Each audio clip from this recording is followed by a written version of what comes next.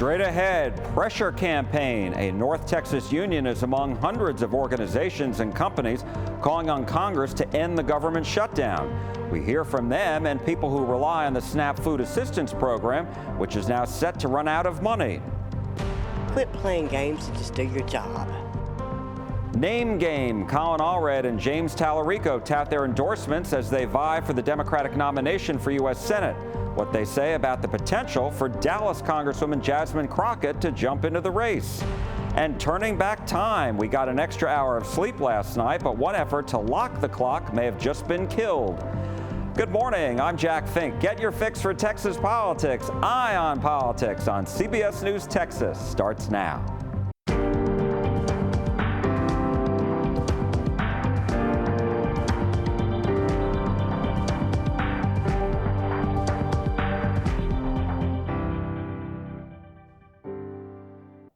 Hello and welcome to Eye on Politics. Hope you're having a nice weekend.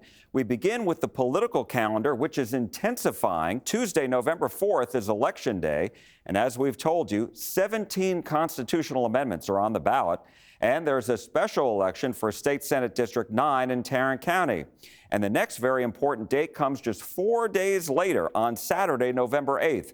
Candidates in Texas can start filing their campaign paperwork with the Secretary of State for the March primary. As of now, congressional races are still in a political holding pattern, and that's because a 3-judge panel at federal court in El Paso has still not ruled on whether to uphold or throw out the new congressional maps approved by the legislature that will likely give Republicans 5 new seats in Texas. The maps have to be in place by this Saturday so candidates know what the districts are. And candidates have until Monday, December 8th to file their paperwork. The Texas primary is Tuesday, March 3rd. The U.S. Senate race in Texas is the marquee race to watch next year as incumbent John Cornyn faces challenges from Republican Attorney General Ken Paxton and Houston Congressman Wesley Hunt.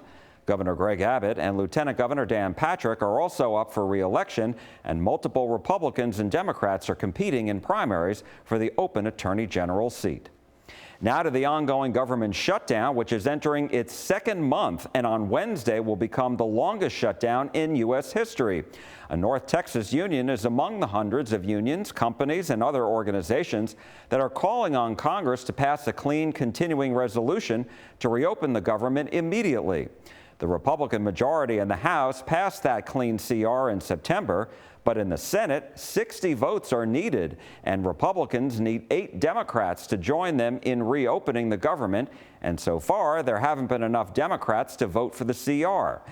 Democrats have called for Republicans to agree to extend tax subsidies on the Affordable Care Act to keep premiums from rising. Republicans, though, have said they would only negotiate after Democrats vote to reopen the government. We spoke with Johnny Jones, TSA officer and president of the American Federation of Government Employees, Local 1040 in North Texas, about their national president's call for Congress to pass the CR. Yes, we are in accord in regards to opening the government without delay. The frontline workforce has went 28 days without being paid. Now it's 30 days. At that particular moment. So yes, we are fully in agreement of opening the government and allow them to negotiate what they need to negotiate and stop using TSA officers and other federal employees as pawns. And I know that your national president did this on Monday, and here we are on a Thursday, several days later, and still the government is not reopened. Congress has not passed a clean resolution. I should say the Senate has not passed a clean continuing resolution. So what's your reaction? What's your message? Well, it is time to open the government. The federal employees are being held, our paychecks are being held hostage. We don't want a rain check. We need a paycheck like today, not tomorrow. We just want to see the politicians do their job. We all took the oath to protect and uphold the Constitution of the United States. They did as well. We just ask that they do their job so we can do ours. The fact that you haven't gotten paid. So how big of a concern is that? How are you going to put food on the table? Some employees are like, well, I'll be okay. I'll be in good shape for another couple weeks. But I do have coworkers that don't have any food.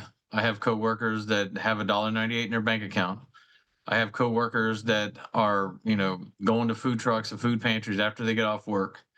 We are trying to organize those things locally, but it's very difficult logistically to get these food trucks to the work sites. Me personally, my family, we've actually started liquidating some stocks and other assets to make sure we have ample cash available, because as the leader of the workforce, I plan on going to work no longer how long this shutdown is, to show my face, to make sure everybody knows that I'm in this fight with them. We keep hearing this may be an issue of people not showing up. Have you experienced that? I'm going to say that the amount of people that have not been able to come to work, I don't have the exact number, but it's definitely upticking. And it's not because they're ill, it's because they no longer have the funds to come to work, or they have to make other arrangements. But if this goes on for much longer, the biggest question is, just as anybody's watching this program, is how long could you physically go to work without being paid? Next week, if we don't get paid, that would be 2 full paychecks that we didn't receive, and we got a half a paycheck in October. So this would be near impossible for most people. On Friday, 2 federal judges ruled that the Trump administration must continue funding the SNAP food assistance program. Benefits were set to run out November 1st because the government said it doesn't have the more than $8 billion to fully fund the program this month. Democratic governors and state attorneys general sued the administration, claiming they could tap into a contingency fund to keep the funding flowing.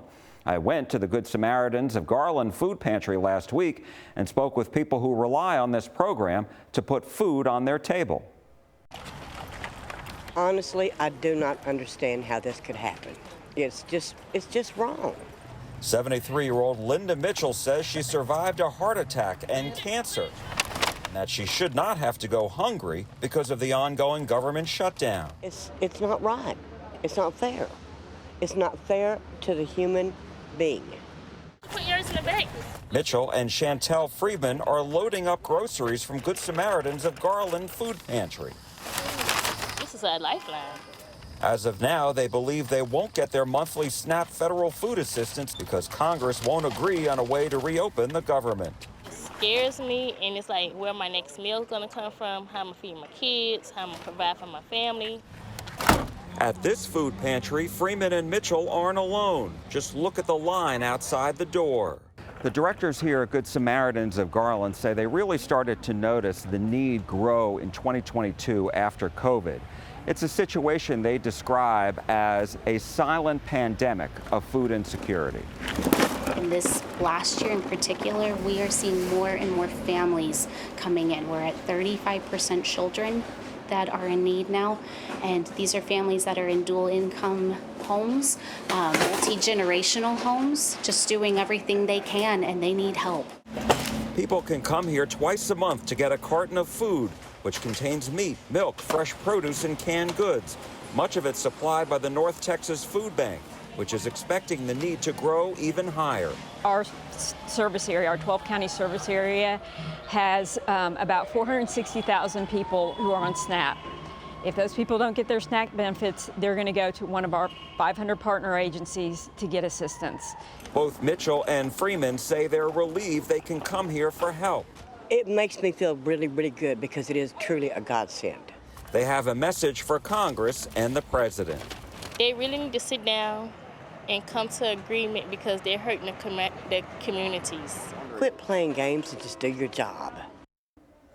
Senator John Cornyn co-sponsored a bill last week to fund the SNAP program. Up next is Dallas Congresswoman Jasmine Crockett gearing up for a run for U.S. Senate. And the major Democratic candidates already in that race are touting their endorsements when Eye on Politics on CBS News Texas comes back.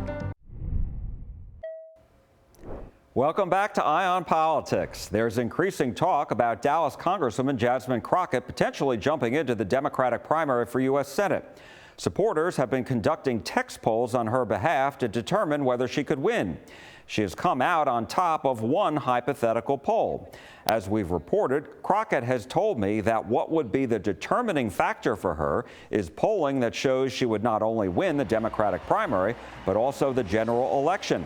She said she would have to be able to expand the electorate, an uphill climb for Democrats in Texas who have not won a statewide race in more than 30 years. And this all comes as the Democratic candidates who are running for U.S. Senate, former Dallas Congressman Colin Allred and State Representative James Talarico of Austin, are touting a series of endorsements. Talarico is being backed by Congresswoman Julie Johnson of Farmers Branch, who succeeded Allred in office, among others, while Allred is being backed by Congressman Mark Vesey of Fort Worth, among others. I spoke with both Allred and Talarico about their endorsements and a potential for Congresswoman Crockett to join their race. We'll start with Talarico, who unveiled a list of more than 100 people who are endorsing him. We've earned the support of public officials all over the state of Texas, from El Paso to Beaumont, from our biggest cities to our smallest towns. Elected officials and community leaders are uniting to take on this broken political system and finally create a Texas that works for regular working people. And I know that your Democratic competitor, Colin Allred, has also released his endorsements. And I'm wondering, for Democratic primary voters, is this a wash? Well, I think when you look at the breadth and the depth of our support all over the state, we're truly building a statewide grassroots movement to fight for working people. And I think that's unique in recent history here in Texas. Seeing this kind of support from, again, urban, suburban, and rural communities in every region of the state really shows that our campaign is building a movement that can win all of Texas, and that's our goal in the general election next year. And I have to ask you about some of the recent headlines that we have seen with regards to perhaps Dallas Congresswoman Jasmine Crockett potentially entering the race. There was a poll by the University of Houston and Texas Southern University that had a hypothetical matchup of 4 people, including you, and we saw that she had 31%, and you and former Congressman Beto O'Rourke had 25%, and then Colin Allred had lower than that. So how concerned are you about a potential for Jasmine Crockett to enter this Democratic primary for U.S. Senate? I think competition is good in politics. It's good in business, it's good in sports, and it's also good in our elections. It makes all of us stronger. So I welcome more competition in this primary. I think it's a good thing for this movement that's trying to change the politics of our state and end one-party rule. And I also wanted to ask you about that same poll that shows Allred leading you just by 4 percentage points. But he has a big lead among Black voters, 64 to 26%, a 12 percentage point lead over you among men. How do you change that dynamic? Well, our campaign is just 6 weeks old. We're the new kids on the block. We've got a lot of work to do to get in front of as many voters across the state as we possibly can. And this group of 100 elected officials in every region of the state is going to help us do that. These community leaders are going to help introduce me and our campaign to the people in their districts, the people in their communities. That's exactly how I'm going to win this election. A couple of people on Talarico's endorsement list have said publicly that their names were included accidentally and that they have not endorsed him. We also spoke with Allred about his endorsements.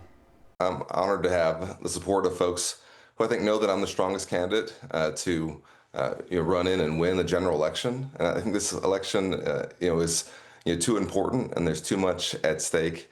And I think the folks who are supporting me recognize that we have to make sure that we build a strong ticket, that we have a strong candidate, and also one who's speaking to the issues of the moment. And I think right now what folks are going through, as I see it, is the same thing that I went through growing up, which is an affordability crisis, one where they're working harder and harder for less. They think that nobody's on their side.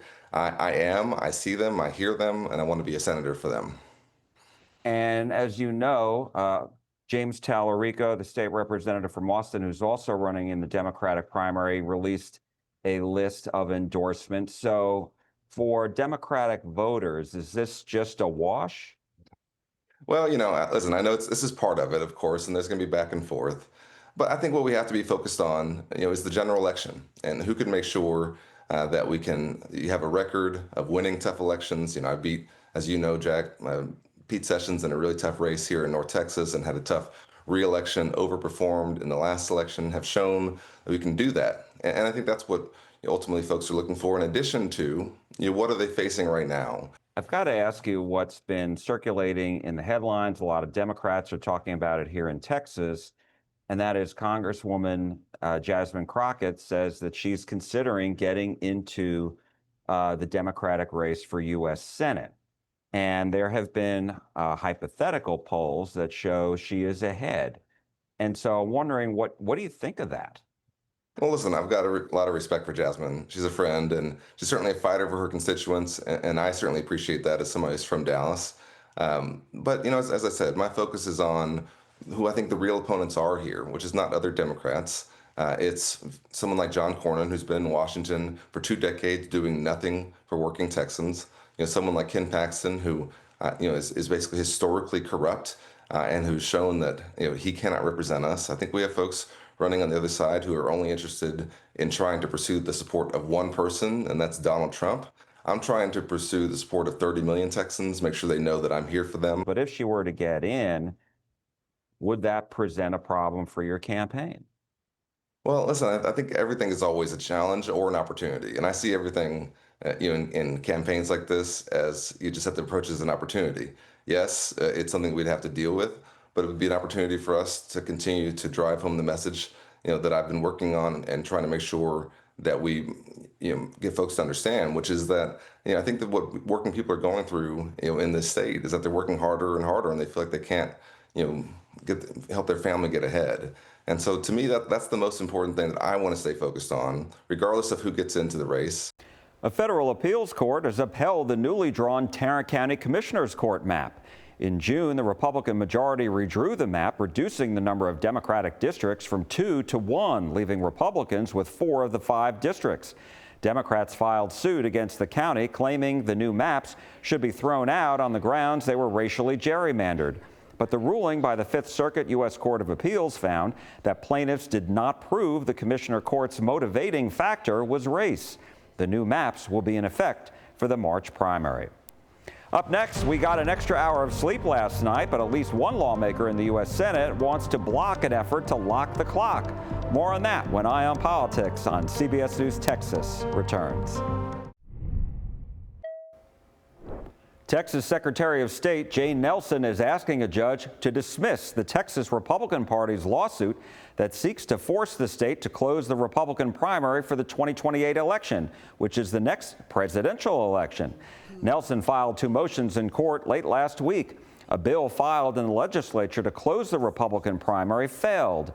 Nelson said she would implement any changes made by the legislature, but until then will uphold current state law. Attorney General Ken Paxton has sided with the Texas Republican Party, and so the Secretary of State is having to use a private law firm to handle the court case instead of the Attorney General's office. Several North Texas cities are considering withdrawing from DART, the Dallas Area Rapid Transit Agency. The city councils of Plano, Farmers Branch, and Highland Park will meet this week to consider pulling their funding from the transportation agency. Each of those cities, plus 10 others, have paid 1 cent of their local sales tax to DART since joining. The cities claim they've contributed far more money to the agency than their communities have received in return in the form of service. DART held a news conference last week saying if these cities pull their funding, it will cause widespread problems. We obviously would be very concerned about the impacts it would have across our entire network of services for our riders. And so the thing to remember is that the riders will be impacted by any action that a city takes. The funding disputes come as the North Texas region will host the FIFA World Cup next year, and DART is expected to transport tens of thousands of people, if not more, to all these events. Well, did you enjoy the extra hour of sleep we all got last night? Most Americans moved their clocks back by 1 hour to standard time. A lot of people are tired of changing their clocks, but one effort to lock the clock was killed in the Senate. Sarah Jenkins has the brief. Earlier this year, Florida Republicans, Senator Rick Scott and Representative Vern Buchanan reintroduced the Sunshine Protection Act, a bill first championed by now Secretary of State Marco Rubio. The legislation would allow states that have passed permanent daylight saving time to lock their clocks while giving other states the choice to opt in or out. Despite early momentum and apparent support from President Trump, the bill has stalled once again. Senator Tom Cotton of Arkansas blocked the fast-track effort, citing concerns about darker winter mornings in some states and potential health benefits of permanent standard time. So for now, Americans will continue the twice-yearly ritual of springing forward and falling back. For The Brief, I'm Sarah Jenkins. Thank you, Sarah. Don't forget, you can watch all the full interviews from today's show on our CBS Texas YouTube page. And once there, please hit the subscribe button. And as you know, election night is almost here, so join us on the CBS Texas stream this Tuesday starting at 7 p.m. Just download the CBS News app and tap on the Texas stream. And of course, watch us on CBS News Texas at 10 p.m. And that's all for Eye on Politics this week. Thank you so much for watching. I'm Jack Fink. I am listening, and we are listening to you at CBS News Texas. And from all of us here, have a great weekend. I'll see you again next week.